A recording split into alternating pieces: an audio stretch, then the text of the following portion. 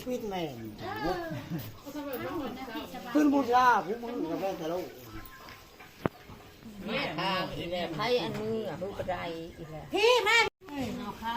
ฮันเดเพนนี่ฮะน้าแม่เอาแม่มาพี่ไป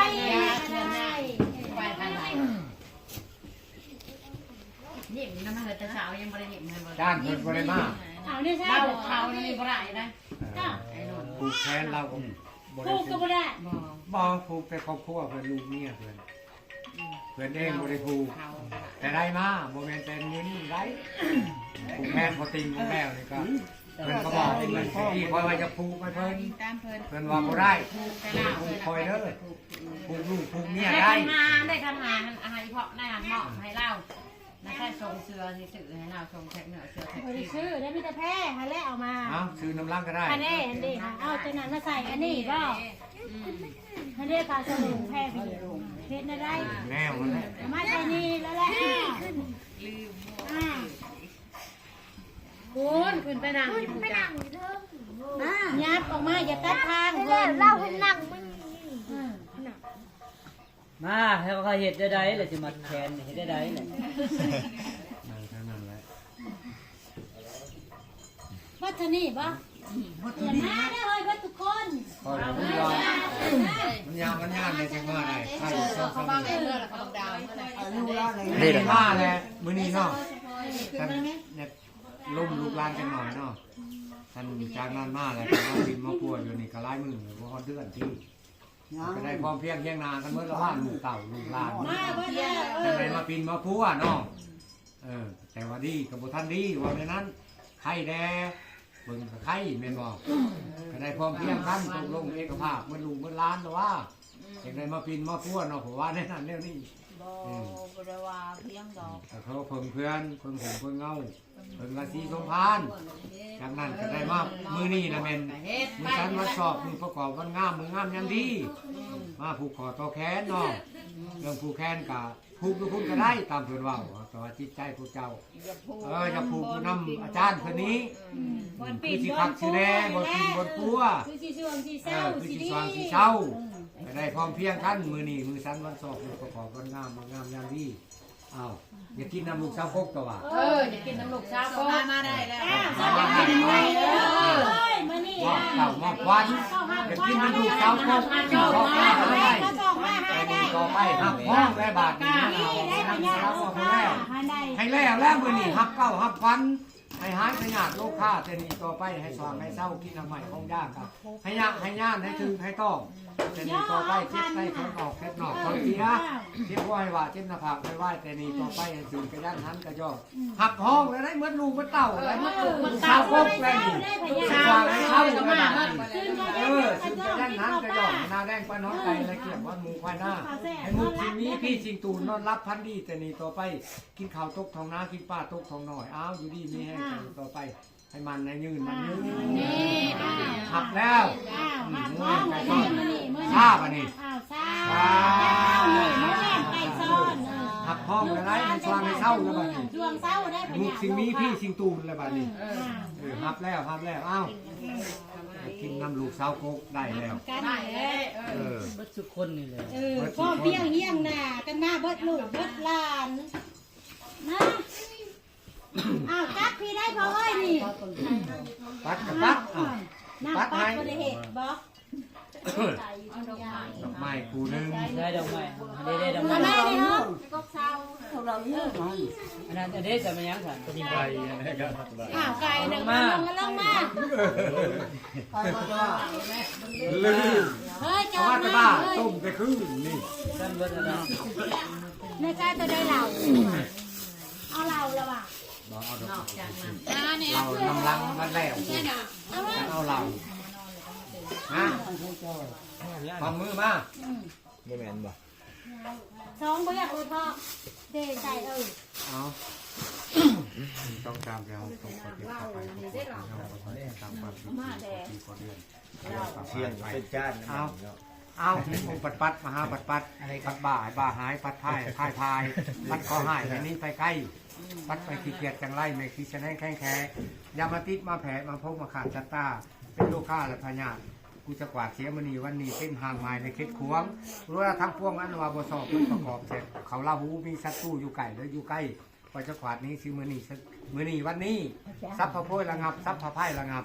ทรัพย์พระจังไรระงับแต่นี่ต่อไปอมสหายาไปเสียขอเข็นเวนนอนขอลมขอตายวิทย์ให้วางนี่ไปสวัสดิ์ดีเบิดสมุน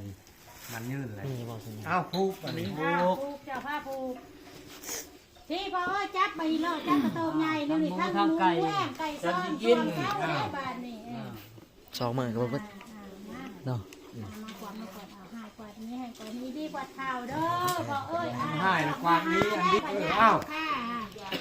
กินข้าวหวานจานแกงแซ่บตื่นกระย่างทันกระย่องได้กระช่วงให้เศร้าซาพญะลูกค้าเด้อให้อยู่บ้านนี้นี่อยู่เป็นโฮมโพมใกล้ให้ลูกให้ร้านได้ เอามาเรื่องนี้อ้าวดีกว่าเท่าดีกว่าเท่าเด้อร้านเคยกูเก่าเอาควันหำห้องเลยไรมือนี้มือซ้ำวัดชอบมือประกอบมือหน้ามือดีมือคุทีมือโตโต้ทับเก่าทับควันแล้วมาปิดมาปวดดีบ่เปิดหูต่อไปป้าความเจ็บตาใหม่ป้าความไข่อยู่ปลาเล่าปลาข้าจะดีต่อไปให้มุกสิ่งนี้ให้พี่สิ่งตูมและแต่วันนี้ต่อไปคิดเขาให้ตกของน้าคิดป้าให้ตกของน้องแต่นี่ต่อไปบ่ให้จอยพร้อมเมาให้ได้เด้อแต่นี่ต่อไปให้เจ้าความเจ้าเศร้าเลยจะเป็นนะให้มุกสิ่งนี้ให้พี่สิ่งตูมแต่นี่ต่อไปลูกให้ไม้ดีให้เป็นโฮมโพมให้ลูกให้ล้าน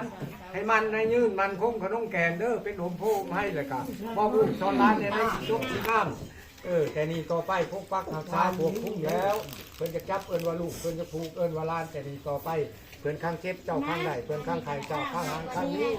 บอกเงินหมื่นเกิดชนแน่นบอกเงินแสนเกิดชนอ่อยบอกเงินล้านเกิดหัวคันได้ย่ำเงินเที่ยวทั้งไปไปขี่ม้าขี่รถเราบ้านเราเมืองเด้อมันนี่ตาเฉยเลยหับห้องแล้ว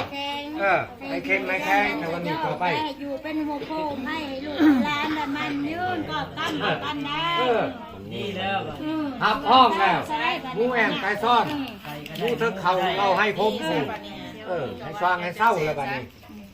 มันให้แม่ก็ทั้งมันทั้งยืนเลยอยู่ตรงกันนั่นแหละแล้วแม่ก็มันให้บ่เฒ่าดิแม่มันเป็นก้อนเผาไปใส่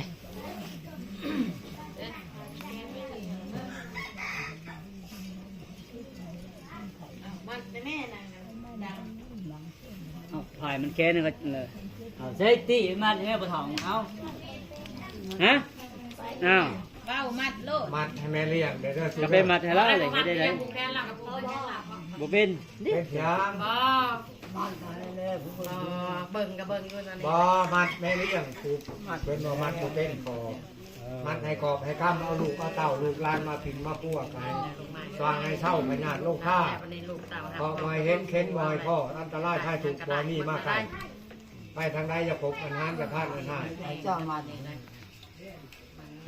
บ่มัดก็ยายพ่อมาให้มาพี่บ่มัดก็ยายบ่ได้ชัดได้บ่เป็นชักอ่ะเด้อบ่ได้ยากบ่ได้ซ่ามัดเล่าไล่มันก็เล่สิไปมัดผู้นั้นผู้นี้มันบ่แม่นแน่ไทยได้ผูกแล้วเล่าแล้วก็เล่บ่เคยไปซ่ามาสิมาโอ้เฮามันมาจังได๋เบิ่งจะเฮานี่ถ่ายเอาหัวหนังนี่ บ้านเก่าเอาฟันแล้ว เล่นหัวหนังนี่ ใช่ปันมากผูกฟ้าคันเต่าต่อไปเป็นของเป็นแม่เป็นหมูโพมให้ลูกให้ล้านเบิ่งลูกเบิ่งล้านมันยืนเ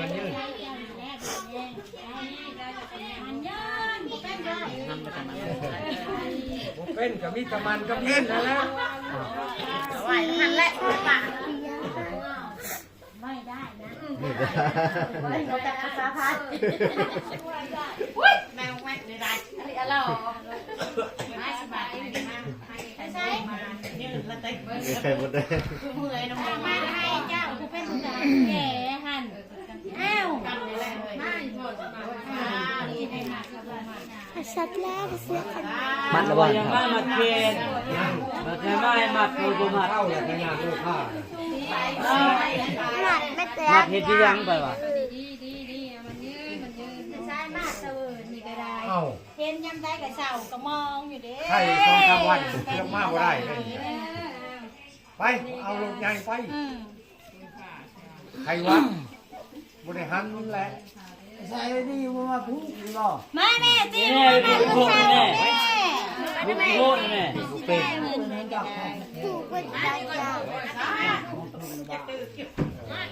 อะไรก็บอกกับดักสาเหตุไปบุกแม่ มันมาให้ผูกได้แต่ยังในนี่นะก็จะยัง ค่ะจะได้ให้เบิ่งลูก มาบ้านสมัคร ทานให้มันให้ยืนนี่ใช่ไหมแล้วเมานี่ยังมันก็อยู่ได้นี่ดังนี่ เจ็บ เอามือขึ้นเบื้องนึงเอามือขึ้นเบื้องนึง ชันผูก กันดีก็เท่าเด้อดีกินยังไงเด้อเฮียน่ะซื้อเก่งๆไป ไม่ เด้ ได้ อ ตอนนู้นเราก็ยังต้องรอ เด้อกิน มันยืนส่วนเจ้าถ้าพยาลูกค้า ได้ความความมันยืนมัน เบ ยื อน นะ มาตีมา เฮ้ยจังหวัดนี่ก็ เอาขนมไอติม เป็นนั่งเท่านั่งแก่เป็นหนุ่มผู้ให้ลูกให้ร้านเป็นต่อไปเพิ่นจะจับเอิ้นว่าลูกเพิ่นจะผูกให้เอิ้นว่าร้านให้เป็นต่อไปเด้อความกำเอาพอสื่อสู่คายพอได้สู่ให้อยู่ดีมีแห้งให้หันให้แห้งเบิ่งลูกเบิ่งร้านบ่ให้เผาไปเผามาทางใดอยู่น้ำลูกน้ำร้านมันนี้มาไม่มา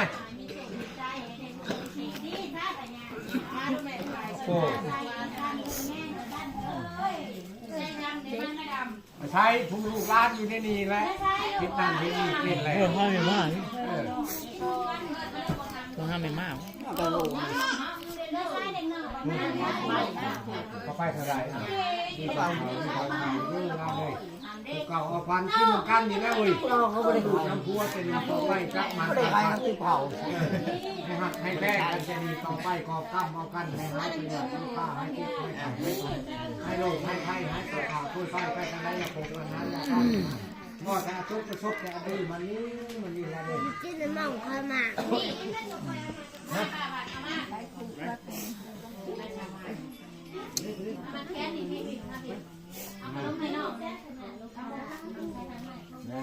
ก็อยากทานพวกไปแค่ไม่มาเป็นกันเลยยานะผูกแก้วให้สิผูกถ้ามาเอาเขาที่เก่าก็ไม่ได้ใคร เครื่องเรียนก็เป็นเลยละวะ เอาตัวนี้ก็กำใช้การอยู่แข่งดียังอยู่นี่มาปัดมากวนดอกไม้จีจุ่มงาม1 2 3 5ให้ได้จกแต่เงินแต่คำให้ร่ำให้รวย1 2 7 1 2 3 8 8จะไม่ใครจะถึงเด้อ1 2 3 9ให้ภาคเข้าและภาคกันมันกันยืนมัดคู่คนมันยืนเด้อ ถูกลูกว่าให้มันให้ยืนเด้อ เอาซาบัน เอาซาซาซา ดีแน่แล้วควันมานี่ ดีซะเด้อพ่อเอ้ยมันยืนดีซะช่วงเช้าซะพญาลูกค้านั่น เอา ยังบ่ได้หับไปบ้านนี้แล้ว ดีละบัดนี้ค่ะ